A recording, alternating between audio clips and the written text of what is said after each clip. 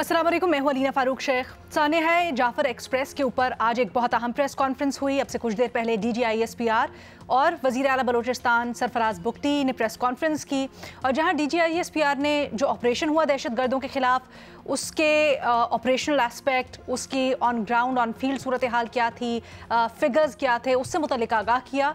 CM Balochistan ने ये जो बलोचिस्तान में बढ़ती हुई दहशत गर्दी, इसके पीछे क्या मुहर्रिकात हैं, उसकी वजह, और साथ ही साथ ये जो पर्टिकुलर वाक़या है, इसके बाद बहुत सी चीज़ों के ऊपर कन्फ्यूजन जो दूर करने की उनके मुताबिक एक एफ़र्ट है, वो किस तरह से होनी चाहिए, उसके ऊपर भी रोशनी डाली। सरफराज बुगटी कहते हैं कि जो दहशत गर्दी का वाक़या है या वाक़यात हो रहे हैं बलोचिस्तान में, इसके पीछे भारत है। भारत बज़रिया अफ़गानिस्तान दहशत गर्द कार्रवाइयाँ करवा रहा है। उन्होंने कहा कि न सिर्फ इससे जो वाक़यात हैं उससे पता चलता है, दस्तावेज़ी सबूत मौजूद हैं, बल्कि उन्होंने इशारा किया कि इस वाक़े के बाद जो मीडिया के ऊपर भारत की तरफ से एक स्टांस अपनाया जा रहा था, कवरेज हो रही थी, उससे भी ये उनसर मिलता है और ज़ाहिर होता है। ये भी उन्होंने सवाल उठाया कि ये जो मुख्तलिफ दहशत गर्दों के ग्रुप्स हैं, जो आइडियोलॉजिकली मुख्तलिफ हैं, उनकी सोच मुख्तलिफ है, इनको इकट्ठा करने के पीछे कौन है, और उनके मुताबिक ये सबूत मौजूद है, शवाहिद मौजूद है कि इनको इकट्ठा करने के पीछे भारतीय एजेंसी रॉ मौजूद है।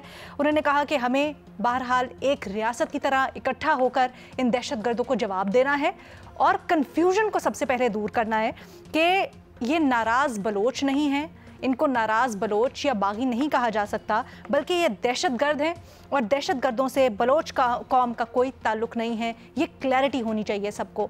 अब इस तमाम तर सूरत हाल के ऊपर जो वज़ीर आला बलोचिस्तान बयान दे रहे हैं, क्या वो दुरुस्त है? अपने तज्ज़ियाकारों के सामने ये सवाल हमने रखा है, जिसके लिए हमें ज्वाइन कर रहे हैं एजाज़ सैयद साहब, इरशाद भट्टी साहब, बेनज़ीर शाह साहिबा और मज़हर अब्बास साहब भी हमारे साथ शामिल हैं। बेनज़ीर, आप सबसे पहले कहिएगा, बुगटी साहब ने जो सारी की सारी बातें कहीं, ख़ास तौर पे उन्होंने कहा कि अब वक्त आ गया कि कन्फ्यूजन को ख़त्म किया जाए, दहशत गर्द हैं और ये बैरूनी हाथ इसमें शामिल है, पाकिस्तान के ख़िलाफ़ किस तरह से बज़रिया अफ़गानिस्तान भारत साजिशें कर रहा है, न सिर्फ काइनेटिक तरीके से यानी फ़ौज के ज़रिए जो दहशत गर्दी हमले हो रहे हैं वो, बल्कि मीडिया के ऊपर भी एक इसके ऊपर नैरेटिव बनाया जाता है। क्या कहेंगी?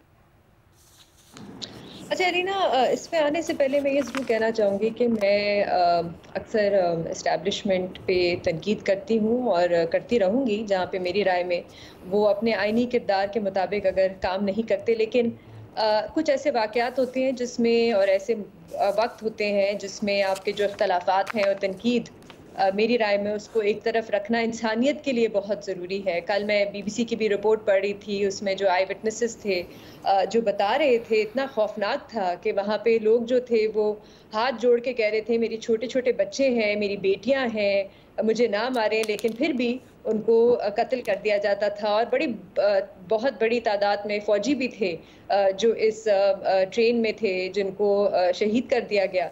तो बहुत, जितनी मेरे ख्याल से इस वाक़े की मज़म्मत की जाए वो कम है। लेकिन ये जो आज प्रेस कॉन्फ्रेंस हुई और जो सरफराज बुगटी साहब ने बात की, कंफ्यूज वो कर रहे हैं मेरी राय में तो अलीना, क्योंकि दो इश्यूज हैं जिनको वो कन्फ्लेट करते हैं और बार बार करते हैं। वैसे तो वो जनरली मैंने देखा है, पहले भी मैं उनके इंटरव्यूज देखती रही हूँ, वो ज़्यादा सीरियस लेते नहीं है मिसिंग पर्सन का जो मामला है।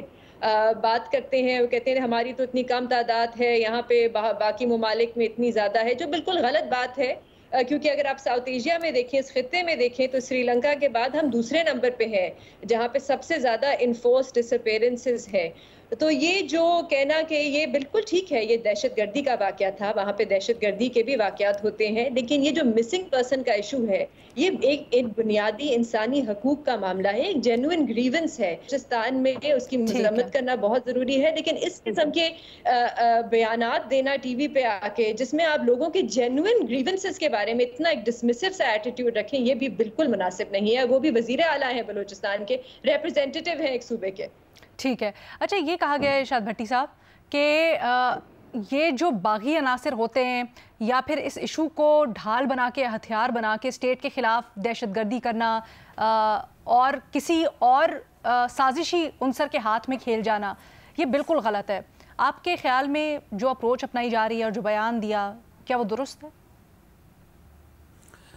मैडम शेख, जब बात हो पाकिस्तान की, جب بات ہو دہشت گردی کی، دہشت گردوں کی، جب بات ہو پاکستانیوں کی جو پھنسے ہوئے ہوں، بچے ہوں، عورتیں ہوں، اور جو روز بے گناہ اور معصوم مرتے ہوں، اور جب بات ہو ان سپاہیوں کی، ان لا اینڈ آرڈر ادارے کے لوگوں کی، ان فوجیوں کی جو جان پر کھیل کر ملک کی اور بچوں کی اور عورتوں کی اور بوڑھوں کی اور لوگوں کی جان بچاتے ہوں، تو اس وقت کون ہے جس میں رتی بھر بھی خوف خدا ہوگا یا رتی بھر بھی اس ملک سے محبت ہوگی؟ اور میں سمجھتا ہوں مجھ سے ساروں کو زیادہ محبت ہے، یہ بات نہیں کہہ رہا میں، لیکن پھر بھی کون ہے جو یہ نعرہ نہیں مارے گا کہ پاکستان زندہ باد، پاک فوج زندہ باد؟ اور کون ہے جو اس وقت سیاست کرنا چاہے گا اس موقع پر؟ کون ہے جو اس وقت گلے شکووں میں پڑے گا؟ اور کون ہے جو اس وقت اگر مگر میں پڑے گا؟ اس وقت سرفراز بگٹی صاحب، وزیر اعلیٰ بلوچستان، یا D G I S P R Ahmed Sharif, اس وقت ان کا ایشو نہیں ہے، اس وقت میرا اور آپ کا ایشو ہے۔ یہ جو مدرسہ اکوڑا خٹک میں حقانیہ مدرسہ میں ہوا، اور یہ جو پشاور میں ہوا، یہ جو ہر روز بلوچستان میں کھیل کھیلا جا رہا ہے، یہ ناراض لوگ ہیں۔ ان سے ظالم کوئی لوگ اور ہو سکتا ہے؟ ان سے بے رحم کوئی لوگ ہو سکتا ہے؟ یہ تو جانوروں سے بھی بدتر ہے کہ جو یہ دہشت گردوں کی بھی کوئی آخری قسم ہے۔ اور پتہ ہے کہ یعنی اب کس کو بھول ہے کہ ان کے پیچھے کون نہیں ہے؟ یعنی یہ بزدل دہشت گرد ہیں، اور یہ بزدلانہ دہشت گردی تھی، یہ معصوم اور بے گناہ لوگوں کو ڈھال بنا کر کی گئی دہشت گردی تھی، اور اس کے پیچھے بھارت تھا، اب تو بالکل ثابت ہو گیا ہے، اور اس کے پیچھے افغانستان ہے، بالکل ثابت ہو گیا ہے، اور یہ سارے کے سارے اب لنکڈ ہیں ایک دوسرے کے ساتھ، بالکل ثابت ہو گیا ہے کہ یہ جو بظاہر ایک علیحدہ ہوتے نظر آتے ہیں، یہ سب ایک ہیں۔ یہ ٹی ٹی پی، یہ طالبان حکومت، یہ بھارت، یہ بی ایل اے، یہ سب ایک ہیں، اور یہ ان کا مقصد کیا ہے یہ آپ کو نہیں پتا؟ تو یہ اس سے بڑا اور ظلم کیا ہو سکتا ہے؟ اور کوئی اگر ان کے ساتھ کھڑا ہو جاتا ہے اس وقت، اور جو یہ انہوں نے کیا، یہ ٹرین میں کیا، جو کوئٹہ میں کرتے ہیں، جو یہ عام لوگوں کو ٹارگٹ کرتے ہیں، تو ان کے ساتھ کھڑے ہونا یا ان کو ناراض کہنا یا ان کو کہنا کہ یہ ان سے ہاں، درمیان میں کچھ لوگ ہیں جو میں اس دن بھی ہم نے بات کی تھی، جو درمیان میں کچھ لوگ ہیں، سٹیک ہولڈرز ہیں بلوچستان میں، جو حکومت سے باہر ہیں، جو سیاسی لوگ ہیں، ان سے بات ہونی چاہیے۔ پاکستان تحریک انصاف سے بات ہونی چاہیے۔ کے پی کو جب ہم لیتے ہیں، کے پی میں کچھ اور ایسے لوگ ہیں جنہوں نے ہتھیار نہیں اٹھائے ہوئے، جو ظلم نہیں کر رہے، جو دہشت گردی نہیں کر رہے، لیکن وہ حکومت میں نہیں، حکومت سے باہر ہیں یا دوسری طرف کھڑے ہیں، ان سے بات ہونی چاہیے۔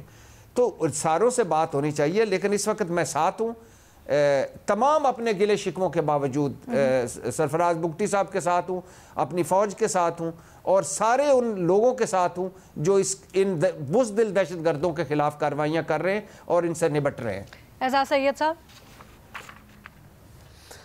جی، جب تک آرمی پبلک سکول کا واقعہ پاکستان میں نہیں ہوا تھا تو اس سے پہلے ایک ملک میں ایسے لوگ پائے جاتے تھے جو طالبان کو جسٹیفائی کرتے تھے، ٹی ٹی پی کو جسٹیفائی کرتے تھے، ان کے ایکشنز کو بھی جسٹیفائی کرتے تھے، لیکن جب وہ واقعہ ہوا تو پھر ایک نیشنل لیول پہ ایک ویک اپ کال آئی، اور وہ لوگ بھی جو ٹی ٹی پی کی حمایت میں بات کیا کرتے تھے، انہوں نے حمایت میں بات کرنا اگر ترک نہیں کی تو کم از کم اسے کم ضرور کر دیا یا اسے چھپا لیا۔ یہ واقعہ جو بلوچستان میں ہوا ہے بڑا ہی دردناک واقعہ ہے۔ یہ واقعہ بلوچ عوام کے ساتھ بھی ہوا ہے، اور یہ واقعہ بلوچ عوام پاکستان کا حصہ ہیں، پاکستان کے ساتھ بھی ہوا ہے۔ اس سارے واقعے میں جو وزیر اعلیٰ بلوچستان سرفراز بگٹی نے بات کی ہے یا D G I S P R نے بات کی ہے، D G I S P R کی جو بات ہے وہ گراؤنڈ کے اوپر جو آپریشن ہوا ہے یا گراؤنڈ کے اوپر صورتحال کیا تھی اس کے بارے میں ہے، اور جو چیف منسٹر ہیں بلوچستان کے، انہوں نے ایک براڈر بات کی ہے۔ میرے خیال میں عالمی سطح پر ہی اگر دیکھ لیا جائے کہ اس واقعے کی مذمت کس کس نے کی ہے. لوکل سطح پر دیکھ لیا جائے, دیکھیے ہم انسانی حقوق کی بات کرتے ہیں کہ انسانی حقوق کی زیادتیاں بلوچستان میں ہو رہی ہیں, بالکل ہو رہی ہیں, اس میں کوئی شک ہی نہیں ہے, اس کے اوپر ہم آواز اٹھاتے ہیں اور جن کے ساتھ زیادتی ہو رہی ہے ان کے ساتھ اور ان کے اہل خانہ کے ساتھ بالکل کھڑے ہیں. لیکن اگر ان زیادتیوں کے بدلے میں چند لوگ اٹھیں اور وہ نہتے اور بے قصور جو مسافر ہیں ان کو اغوا کر لیں اور ان کی بہیمانہ ان کا قتل و غارت گری کریں, تو میرے خیال میں اسے کسی صورت بھی سپورٹ نہیں کیا جا سکتا. آپ دیکھیے کہ human rights commission of Pakistan جو پاکستان میں انسانی حقوق کا سب سے بڑا علمبردار ادارہ ہے, اس نے کیا سٹینڈ لیا ہے, اس نے دہشت گردی کے خلاف سٹینڈ لیا ہے. آپ یورپ کو اور امریکہ کو ایک پیمانہ گردانتے ہیں ہم لوگ. پوری دنیا میں جتنے بھی بڑے جو چیدہ ممالک ہیں جو ہیومن رائٹس کے حوالے سے, امریکہ کی تو شاید اتنی اچھی رینکنگ نہیں ہوگی, لیکن نیدرلینڈ اس کی پوائنٹ آف ویو دیکھ لیجئے, انہوں نے اس کی مذمت کی ہے, برطانیہ نے اس کی مذمت کی ہے, خود امریکہ نے اس کی مذمت کی ہے, آسٹریلیا نے اس کی مذمت کی ہے, ناروے نے اس کی مذمت کی ہے, اور بھی ہمارے پڑوسی ملک چین نے اس کی مذمت کی ہے, ایران نے بھی آگے بڑھ کر پاکستان کو مدد دینے کی بھی آفر کی ہے. تو دیکھیے دہشت گردی کو کسی طریقے سے جسٹیفائی نہیں کیا جا سکتا, چاہے وہ داڑھی والا کرے یا بغیر داڑھی والا کرے.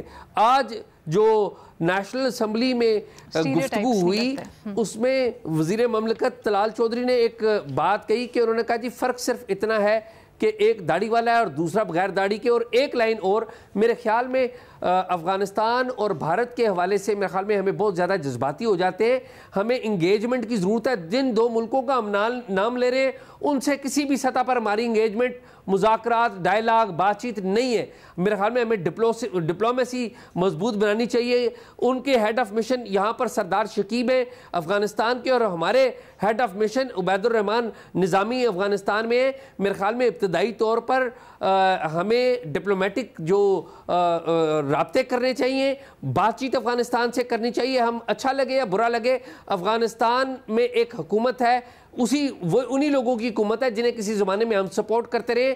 اب انہیں پڑوسی مانیں اور ان سے انگیجمنٹ کریں اور ہندوستان کے ساتھ بھی انگیجمنٹ کا کوئی رستہ نکالیں. میرے خیال میں بات ساری انگیجمنٹ سے ہی حل ہوگی. اعزاز, انگیجمنٹ تو ہم ماضی میں بھی کرتے آئے ہیں اور اب ٹل دس پوائنٹ بھی چل رہی تھی.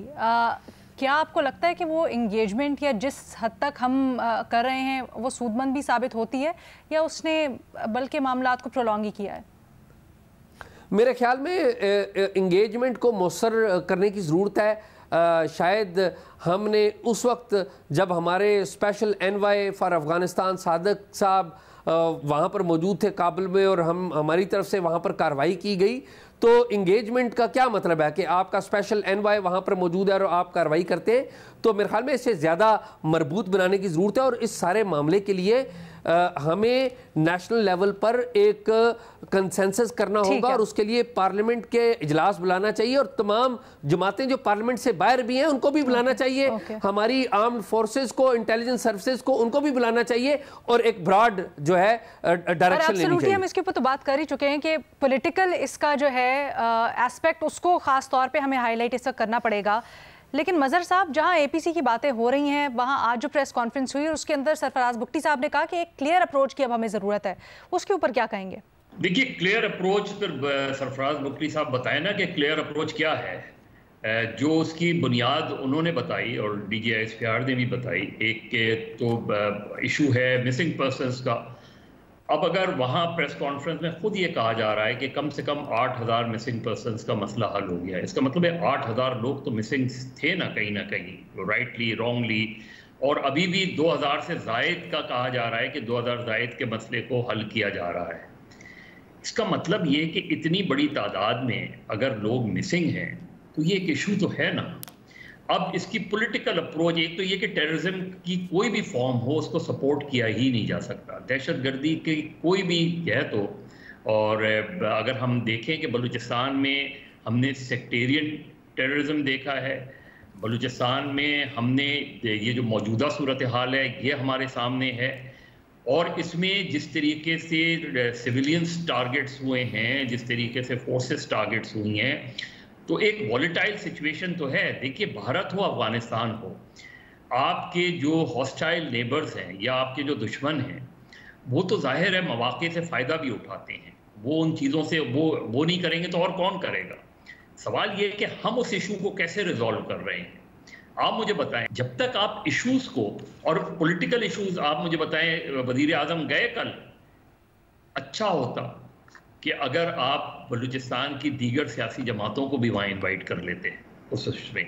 एक तो आपकी जो बोलान का वाक़या हुआ, जाफर एक्सप्रेस का वाक़या हुआ, उस पर आपने ब्रीफिंग ली। ये ऐसा सिचुएशन है कि सिर्फ गवर्नमेंट की सतह पे ही नहीं, इवन बलूचिस्तान की जो सियासी जमातें हैं वो क्या कह रही हैं, बहुत सी सियासी जमातें क्या कह रही हैं, वो कह रही हैं कि सरफराज बुगटी के पास वो मैंडेट ही नहीं है। Sarfaraz Bugti is not an elected representative उनकी नज़र में और वो कह रही है कि इलेक्शंस जो है बलूचिस्तान के इलेक्शंस में आप डॉक्टर मालिक कौमी असम्बली में हार गए, सूबाई असम्बली में आ गए इसमें, तो क्या बलूचिस्तान की जो असम्बली है वो एक रिप्रेजेंटेटिव असम्बली है? अगर रिप्रेजेंटेटिव असम्बली है तो उसमें बहुत से ऐसे लोग जो आज इस पर क्वेश्चन कर रहे हैं वो क्यों कर रहे हैं?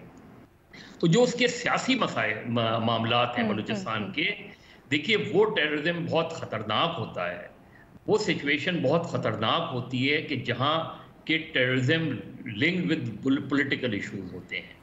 आप देख लें, आप अल-कायदा फैक्टर देख लें, 9/11 के बाद ट्रिलियंस ऑफ डॉलर्स अमेरिका ने खर्च किए, क्या टेररिज्म ख़त्म हुआ, कम हुआ या बढ़ा है टेररिज्म? उन्होंने अपनी इंटरनल सिक्योरिटी तो बहुत अच्छी कर ली। हमारा प्रॉब्लम ये है कि क्या APS के बाद हमने अपनी इंटरनल सिक्योरिटी को बेहतर किया है? हमारे यहाँ उसके बाद नेशनल एक्शन प्लान बनने के बाद टेररिज्म के वाकयात में इजाफा क्यों हो गया, उसमें कमी क्यों नहीं आई? माँ सिवाय कराची के मैं कह सकता हूँ कि कराची की जो डायनेमिक्स थी वो बड़ी मुख्तलिफ थी और उसमें खासी हद तक जो टेररिस्ट वाकयात हैं उसमें बेइंतहा कमी आई है कराची में। अदर देन कराची, आप बलूचिस्तान और KP की हालात देख लें, आप उसमें आपने बड़े ऑपरेशन किए, रिजल्ट क्या है? आपने फाटा का मर्जर किया, रिजल्ट क्या है उसमें? तो जब तक आप इश्यूज को उस तरीके से रिजॉल्व नहीं करेंगे जिस तरीके से आप उसको, उस वक्त तक टेररिज्म इस तरह के वाकयात में कम होने की सबसे बड़ी जो सोल्यूशन है, जो सबसे बड़ा तरीका है, वो यही है कि जो बलूचिस्तान के सियासी इश्यूज हैं, जो बलूचिस्तान के डीप सियासी इश्यूज हैं, जब तक आप उनको एड्रेस किया जाए, उनको रिजॉल्व किया जाए तो फिर होगा। भट्टी साहब भी कुछ कहना चाह रहे हैं, भट्टी साहब प्लीज मुख्तसर रखिएगा।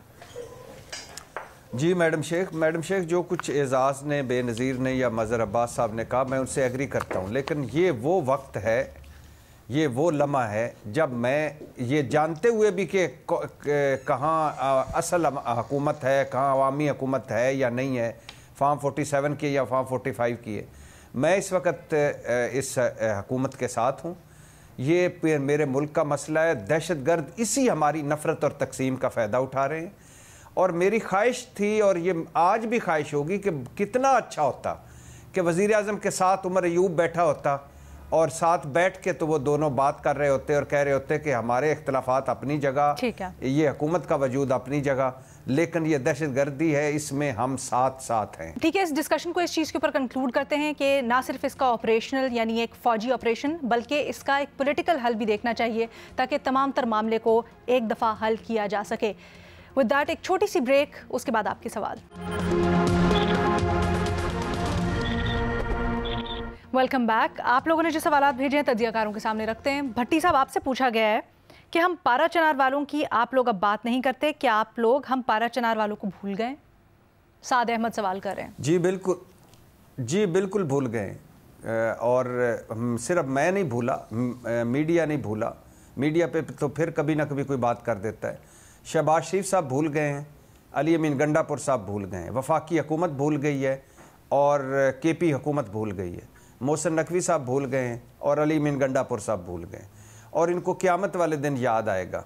अभी मेरा एक दोस्त अयाज बंगश है जो पारा चनार का है, वो बता रहा था कि 1-2 कानवाए पहुँचे और वो भी ख़राब सब्ज़ियाँ, ख़राब फ्रूट, इसके अलावा दवाइयाँ बिल्कुल नहीं, खुराक की बिल्कुल कमी है, गैस के सिलेंडर्स होते हैं वहाँ इस्तेमाल होते हैं वो कमी है, हम खुश्क रोटियों और पानी से रोज़ा افطار کر رہے ہیں اور رکھ رہے ہیں. اور وہ ایاز بنگے صاحب سوال کر رہے تھے اس ریاست سے, اس حکومت سے, علی امین گنڈا پور سے اور شہباز شریف صاحب سے کہ ایک 15-20 کلومیٹر کا رستہ آپ نہیں کھول سکتے اور سیکیور نہیں کر سکتے کہ ہم اپنی لاشوں کو اٹھا کر یا مریضوں کو اٹھا کر ایک جگہ سے دوسری جگہ جا سکیں. تو بالکل میرے بھائی ہم بھول گئے ہیں. میں تو اس پہ دل سے معذرت کرتا ہوں. میں جب بھی کوشش ہوتی ہے مجھے موقع ملتا ہے میں بات کرتا ہوں, لیکن پتہ نہیں شہباز شریف صاحب اور علی امین گنڈا پور صاحب کیا جواب دیں گے اپنے اس رب کو اور یہ ہم تو اس مذہب کے ماننے والے ہیں جس میں ہمارے خلیفہ کہا کرتے تھے کہ فرات کے کنارے کتا بھی اگر بھوک سے مر جائے تو اس کا ذمہ دار میں ہوں. تو آئی ایم سو سوری میرے بھائی, اللہ آپ کو خوش رکھے. بڑے افسوس کی بات ہے اور شکریہ بھٹی صاحب. اگلا سوال بھیجا گیا ہے بے نظیر آپ کے لیے. آپ سے پوچھا جا رہا ہے کہ پنجاب میں فورنزک سائنس اتھارٹی بننے جا رہی ہے. پچھلے ہفتے آپ نے اس بل کے بارے میں ٹویٹ کیا تھا. اس قانون میں متنازع چیز کیا ہے؟ وقار خان پوچھ رہے ہیں. اچھا علینا, ہمارے پنجاب میں پنجاب فورینزک سائنس ایجنسی ہے, آپ نے بھی سنا ہوگا, بڑی اچھا ادارہ ہے, بڑا اچھا کام کرتا ہے. فورینزک انالیسس کا ان کا کام ہے, ویڈیو آڈیوز کا, اور سب سے اہم کام ہوتا ہے کہ وہ کرمنل کیسز میں جا کے عدالتوں میں ایکسپرٹ اوپینین دیتے ہیں. اچھا, پچھلے مہینے ایک بل ٹیبل ہوا پنجاب حکومت کی طرف سے, اس کا نام تھا پنجاب فورینزک سائنس اتھارٹی. ایک نئی اتھارٹی بن رہی تھی, اس ایجنسی کو ختم کر کے ایک نئی اتھارٹی بن رہی تھی. اچھا, جب میں نے اخباروں میں پڑھا اس کے بارے میں تو بڑی تعریفیں ہو رہی تھیں. پنجاب حکومت ایک خود مختار ادارہ بنا رہی ہے, انڈیپینڈنٹ اٹونومس ادارہ بن رہا ہے. لیکن جب بل پڑھا تو اس میں لکھا ہوا یہ تھا کہ یہ جو نئی اتھارٹی ہوگی, پچھلی کو ختم کر رہے ہیں, یہ جو نئی اتھارٹی ہوگی اس کو ہیڈ سی ایم صاحبہ جو ہیں وہ خود کریں گی, اور اس میں زیادہ تر جو ہوں گے وہ بیوروکریٹس ہوں گے, اور صرف 5 ایکسپرٹس ہوں گے فورینزک انالیسز وغیرہ پہ, اور اس میں ووٹنگ کر کے فیصلے کیے جائیں گے. مطلب کہ ایک ایسی اتھارٹی جس میں زیادہ تر حکومت کے نمائندے ہوں گے, تو آپ سوچ ہی سکتے ہیں کہ کس قسم کے فیصلے ہوں گے. اور سب سے جو پریشان کن اس میں بات تھی وہ یہ کہ پچھلے قانون میں یہ تھا کہ جو ڈائریکٹر جنرل ہوں گے اس اتھارٹی کے, وہ لازمی تھا کہ وہ ایک ایکسپرٹ ہوں گے فورینزک سائنسز میں. یہ ہٹا دیا گیا ہے اس نئے قانون میں. اب کوئی بھی ڈائریکٹر جنرل بن سکتا ہے, اور لکھا ہوا ہے اس قانون میں at the pleasure of the chief minister. مطلب کہ وہ جب چاہیں ڈائریکٹر جنرل کو ہٹا سکتی ہیں, اگر ان کو ان کی کوئی چیز پسند نہ آئے, ان کی رائے پسند نہ آئے, ان کی کوئی رپورٹ پسند نہ آئے, تو وہ ان کو فارغ کر سکتی ہیں. ویسے تو ان کا 5 سال کی مدت ہے, لیکن وہ کبھی بھی فارغ کر سکتی ہیں. تو میں صرف یہ کہوں گی علینا, ایک بڑا اچھا ادارہ تھا, اس کو بھی آپ نے پولیٹیسائز کر دیا, اس میں بھی بیوروکریٹس بھر گئے. کیا مجھے نہیں پتا اب اس ادارے کی کیا کریڈیبلٹی رہ جائے گی جب یہ فورینزک انالیسس کر کے عدالتوں میں دیں گے جہاں پہ بڑے اہم کرمنل کیسز چل رہے ہیں. تو میں آخر میں صرف یہ صحافیوں سے کہوں گی کہ ہمارا کام جو ہے وہ جس طرح کی جو تبدیلیاں ہو رہی ہیں پنجاب میں, اس پہ نظر رکھنا ہے. پی آر کرنا نہیں ہے, حکومت کے لیے رپورٹنگ کرنا ہے اور عوام تک حقائق پہنچانا ہے. ایبسلیوٹلی. لیکن بے نظیر یقیناً آپ نے حکومت کا بھی اس کے اوپر موقف لیا ہوگا, وہ کیا کہتے ہیں, کیوں یہ تبدیلیاں کی جا رہی ہیں؟ وہ کہتے ہیں کہ ہم دیکھیں امپاور کر رہے ہیں, کیونکہ چیف منسٹر صاحبہ جو ہیں وہ ڈائریکٹلی دیکھیں گی, ان کا بجٹ بھی اپروو ہو جائے گا. تو بجٹ تو پہلے بھی اپروو ہو سکتا تھا, ضروری نہیں تھا کہ سی ایم صاحبہ کو اسی اتھارٹی کا چیئر پرسن بننے کی ضرورت تھی. اور مجھے تو نہیں سمجھ آتی کہ آپ نے ایک سائنٹیفک ادارہ ہے, اس کا ہیڈ ایک سائنٹیفک ایکسپرٹ ہونا چاہیے, جو فورینزک ایکسپرٹ ہونا چاہیے, وہ آپ نے شرط ہی ہٹا دی ہے. اب کوئی بھی بن سکتا ہے. حکومت کہتی ہے ہم پولیس میں بھی لوگوں کو لے سکتے ہیں اور ڈائریکٹر جنرل بنا سکتے ہیں. تو جیسے میں نے کہا کہ ایک سائنٹیفک ادارہ تھا, اس کو آپ نے پولیٹیسائز کر دیا ہے.